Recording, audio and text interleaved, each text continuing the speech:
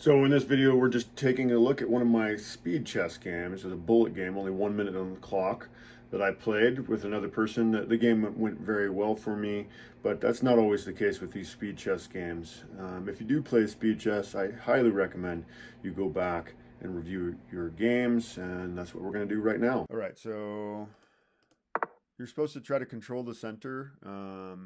So this move seems a bit strange, right? My move, but as many of my students know, I like to bring my bishop to attack this long diagonal. At this point, it's the best move that can be played. The G6 move is a bit odd. I think it's called the modern defense, though. Not that it's not necessarily something I studied, it's just something that felt comfortable to play. This definitely feels like it should be to my advantage because he's moving this bishop twice in the opening.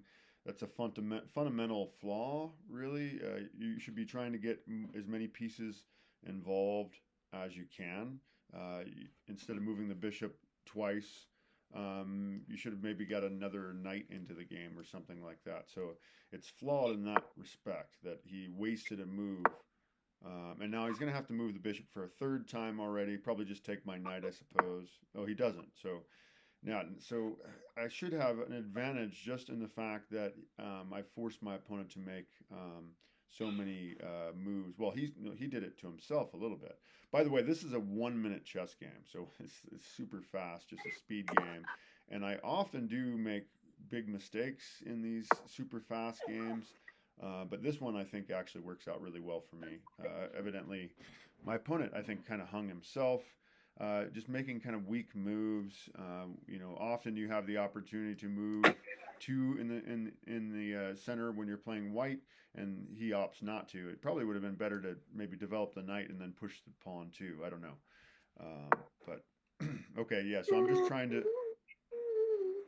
to get my pieces developed, uh, trying to increase my power over the position, by getting my knights and bishops into the game. And I felt I had to trade here, I think. Yeah, that's just the only thing that would stabilize my position. And again, just trying to develop my pieces. One thing that I'm kind of lacking here is maybe a little more space in the center of the board. That's often the case when you play black.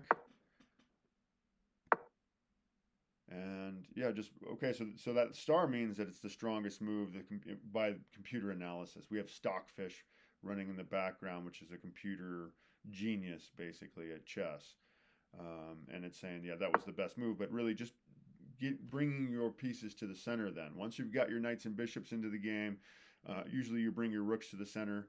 Now even better would be if pawns had been traded, you would bring the rook to the open file where the pawn was missing, but I don't have that here. And yeah, looking to maybe tear open the center while my opponent sits in the middle. It would be ideal to be able to do this. And if he doesn't capture, I also have this move here, this great fork. The knight would defend, the rook defends, and I'd be attacking the queen and the knight. So he can't just capture. He's going to have to move his queen, and then I get a knight for free. So pretty threatening move. So he does capture, and okay, I do capture the best way. I'm pretty impressed with my move there. Again, not a lot of time. I've only used 9 seconds on my clock so far. So offering up a queen trade, his queen's undefended, so he actually opts to just back up. And I think I pushed the pawn here. Yeah, just trying to gain some more space in the center of the board. So he's offering a knight trade, which I might need to do. Otherwise, I end up with, if I just leave my knight there and he captures me, well, then my pawn structure is looking pretty nasty. That's not great. Those pawns would be isolated. I have double pawns on the C file, isolated pawn on the A file. I'd like to have happy pawns. So yeah, I didn't really want to do that, giving him opportunity to capture to the center. Actually, I was expecting him to capture this way, which would have kind of strengthened his center grip a little bit, or her. I don't know who this is, but actually they capture in a wrong way here and give me an advantage. I actually missed this next move. I should have pushed. I should have just pushed my pawn right now, because if they capture, then my rook springs into action with check. They've actually got to move their king, which, yeah, they're toast, right? Um, but yeah, I played this move instead. But they neglected to castle again. Should have castled. They should have castled. So I should have, again, I should have, once you're castled like I am, you should be looking for ways to tear open the center of the board. And so, yeah, I should have played this move here, forcing them basically to move their knight or to capture my pawn. And if they captured my pawn, then I capture with check. They have to move their king. I've got my queen for backup. My other rook can spring into the game, and they're totally crushed, absolute toast.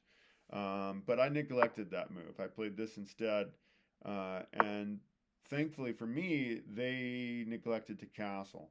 This person should have castled rather than moving the knight because now I see the move.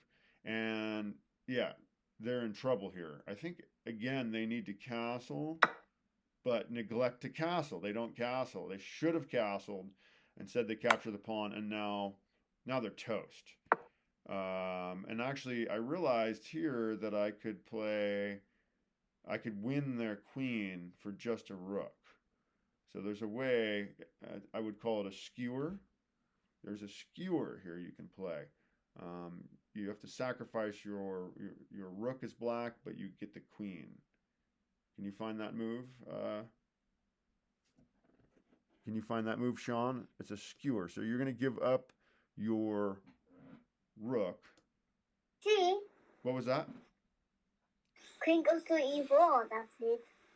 Queen goes to e4. No, if you play queen to e4, they can just capture your queen. And of course, you'd capture back with your rook. But there's a way that you can give up your rook, but you can win their queen with a skewer. Can you find it? Then it's not? No. No. Hmm.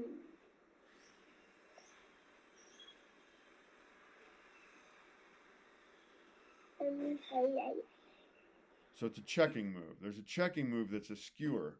A skewer is where you line up a couple of pieces. We're going to line up the king and queen with our queen. Mm-hmm. Use only a rock? No, we're going to use our queen and put the king in check. But we're going to be lining up the king and the queen. They're going to have to step out of the way, and we get to take their queen.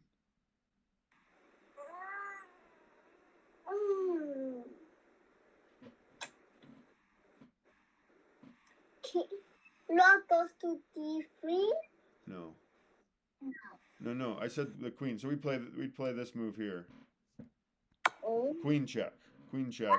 And they're forced to capture. I mean, they could not. They could step back. But yeah, they basically have to capture the rook, and then we get the queen.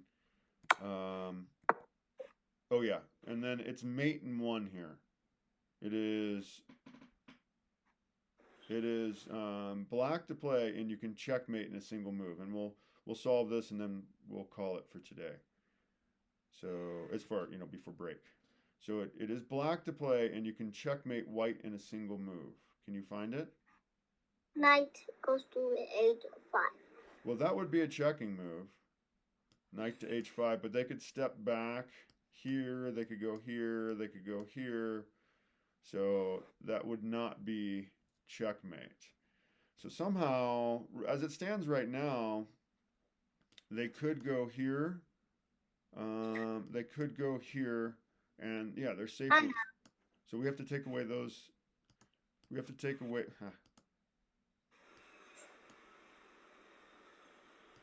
Queen to d2 check. Queen to d2. Well, if you move to d2, you're not going to be taking away this square or this square. No, actually, no, sorry. They can't go there anyway because the knight. But yeah, if you go to d2, you're not going to be taking away the f3 square.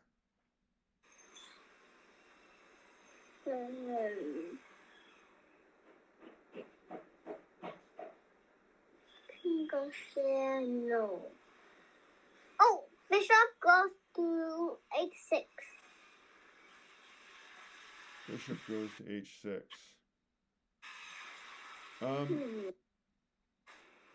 Does that work also? No. So the trouble is, so these are the squares that the king can travel to, right? So bishop h6, is not going to work because one of the squares is a light square. So that kind of tells you that it has to be either a queen or a rook move because like a bishop or a knight can't strike How, at two different colors. how about rook to e4? Well, rook to e4, they can just capture you with the knight, right? Also, rook to e4 does not cover f3. It's mate in one. We're looking for a queen move. There's a queen move that attacks all three of these squares at the same time. That's what we're looking for here. If we go here, this number check. Can I go here? So we're looking for a queen move, checking. Oh, I know. Go ahead. Queen goes to f5. That's all. Bye-bye. Yep, that's what I played. Yeah, queen to f5 was checkmate. Yep. So that was a pretty awesome game. I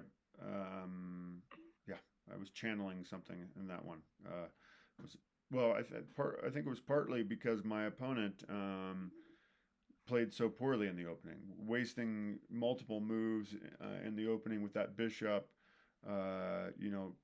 Just inefficient with their opening, not aggressive in taking the center when they could have, and so it made it easy for me to take advantage. They didn't put very much pressure on me. Anyway, yeah. Well, thanks for checking out that game with me and solving what it was. There was a mate in one and a skewer in there as well. So pretty cool. All right. All right. Well, thank you for joining me and checking that out. Please like and subscribe. Hit the notification bell so you can know about future videos, as I will be posting many videos about chess every week. Thank you. Bye-bye.